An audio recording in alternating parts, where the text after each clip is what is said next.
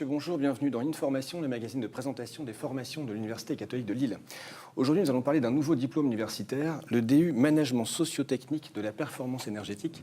Et pour nous en parler, je reçois monsieur Hervé Barry. Bonjour Hervé. Bonjour. Vous êtes sociologue, membre de la chaire explorateur de la transition de l'Université catholique de Lille. Alors, ce que je vous propose, c'est que vous nous expliquiez de quoi il s'agit. En quoi consiste ce DU? Alors ce DU, donc ce diplôme universitaire, s'adresse aux professionnels du bâtiment qui sont impliqués dans les processus de décision, aux étapes de conception, de réhabilitation et de maintenance des bâtiments. Des bâtiments en général, que ce soit des logements, des bâtiments d'activité. Voilà. Donc ça veut dire des architectes, des ingénieurs qui travaillent dans des entreprises de BTP, des ingénieurs qui travaillent chez les bailleurs, par exemple, qui s'occupent du patrimoine. Voilà, enfin, et puis beaucoup aussi des ingénieurs qui travaillent dans des sociétés qui proposent des services énergétiques, c'est-à-dire à la fois de l'énergie et un management énergétique, c'est-à-dire une manière un peu de contrôler les consommations énergétiques. Pour optimiser tout ça. Okay. Pour optimiser tout ça, voilà. D'accord. Alors cette proposition de DU, elle ne sort pas un peu de nulle part. Je dirais qu'il y a principalement deux facteurs. Il y a déjà, sur le campus universitaire, on sait qu'on est très impliqué, enfin, le campus de la Cato, on est très impliqué sur la transition énergétique à travers un programme qu'on appelle Life3. Donc, alors que ce soit aussi bien dans les déplacements, dans les déchets ou dans l'énergie. Nos bâtiments sont concernés. Voilà, exactement. Donc, il y a des bâtiments qui étaient rénovés.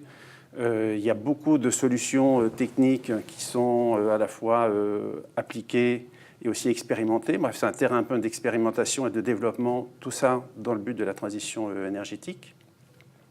Et puis le deuxième, donc un contexte très porteur, très curieux, voulant être très proactif. Et puis, à côté de ça, un constat qui est le fait de voir que les professionnels du bâtiment, dont on a parlé tout à l'heure, ont du mal à obtenir des consommations énergétiques qui soient à la hauteur des objectifs qu'on attend d'eux, notamment à travers la réglementation thermique. Voilà. Donc vous me parliez d'un contexte réglementaire qui est très précis. Exactement. Et finalement, en dépit de ce contexte, ils ont du mal à atteindre les objectifs, si je puis dire. Exactement. Donc le contexte réglementaire est très contraignant.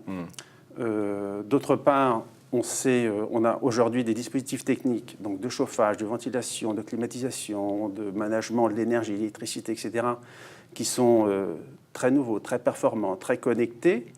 Et malgré tout, on a quand même des consommations qui dépassent les objectifs. Alors, on a un peu cerné les faiblesses dans le modèle aujourd'hui. Les raisons. Les raisons, c'est l'usage qui, à la fois dans l'approche réglementaire et dans les logiciels de calcul qui sont utilisés par les techniciens du bâtiment, les usages sont d'une certaine manière un peu moyennés ou conventionnés. C'est-à-dire qu'on attend des personnes qu'elles se comportent de telle manière, et plutôt de manière raisonnable. Sauf que dans les faits, ça n'est pas le cas. Donc, l'intérêt de la formation, c'est de venir en complément de la formation technique et de dire, bon, vous maîtrisez les aspects techniques, par contre, il faut bien penser aux conditions d'usage de ce que vous proposez, que ce soit dans la conception des bâtiments, aussi dans comment vous réhabilitez les bâtiments, et aussi comment vous faites à la fois l'entretien et la maintenance des bâtiments, qu'ils soient livrés neufs ou qu'ils soient anciens, c'est-à-dire aujourd'hui, et qu'ils aient par exemple plusieurs dizaines d'années. Donc l'enjeu, c'est ça, c'est de compléter une connaissance technique par un apport sociologique, social, pour mieux comprendre les dynamiques sociales de consommation des énergies. Voilà, c'est tout l'enjeu de la formation. Combien d'heures pour cette formation? Alors, c'est une formation de 180 heures, dont une cinquantaine d'heures consacrées à la réalisation d'une étude de cas, c'est-à-dire en gros, les personnes qui sont dans la formation, on leur demande d'appliquer finalement les différents apports qu'elles ont eus dans les différents modules, puisqu'en tout il y a 6 modules. Dans le dernier module, le module 6, c'est l'étude de cas. Donc, dans les 5 premiers modules, il y a des apports. Il faut pouvoir appliquer ces apports dans le dernier module, c'est-à-dire l'étude de cas. En fait. Démarrage de la formation, à quel moment? Janvier 2018. Oui, ok. Voilà. Donc les inscriptions sont ouvertes? Les inscriptions sont ouvertes.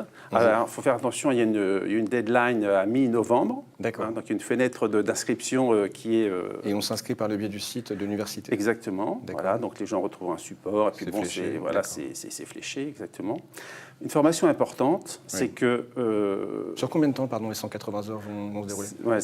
J'allais en venir à ça. Bon, les 180 heures, ça s'étale sur un semestre. C'est-à-dire ça va de mi-janvier à, je crois, le premier vendredi du mois de juin. Oui, donc c'est concentré quand même. Alors c'est concentré, mais par rapport à d'autres formations, voire d'autres DU, c'est concentré. Mais c'est concentré pourquoi? Parce que déjà, il y a urgence, donc on ne peut pas se prendre le temps d'étaler tout ça sur 1 an et demi. D'autre part, on a affaire à des profils qui sont toujours un peu dans l'urgence, qui ont besoin de densité professionnelle. Donc voilà, si on dit vous allez vous former, ça va s'étaler sur 1 an. Il faut une réponse rapide. Voilà, ils aiment les choses un peu denses, un peu. Voilà, il faut les attraper un peu au col et puis les emmener là où on veut. Voilà, il faut que ce soit très interactif. Voilà, donc ça correspond aussi à des positionnements, des cultures professionnelles qui sont dans la densité, un peu pas dans l'urgence, mais vraiment dans quelque chose d'assez chargé, quoi, voilà. Donc c'est pour ça qu'on a délibérément maintenu cette option d'un semestre. On aurait pu l'étaler, mais on est resté sur un semestre. Alors une information importante, c'est que donc, il va y avoir le DU qui va se dérouler de janvier à début juin. On peut s'inscrire en DU complet, mais on peut aussi s'inscrire en module particulier. D'accord, on peut le décortiquer. On peut le décortiquer, donc le premier module, le deuxième, le troisième, donc on peut panacher comme on veut. D'accord. Voilà, donc, et bien sûr, la grille tarifaire évolue en fonction de ce panachage ou de cette inscription au DU complet. Hervé, merci beaucoup. Bon courage à vous pour ce lancement. À très bientôt à tous sur les ondes de Une Formation. Merci.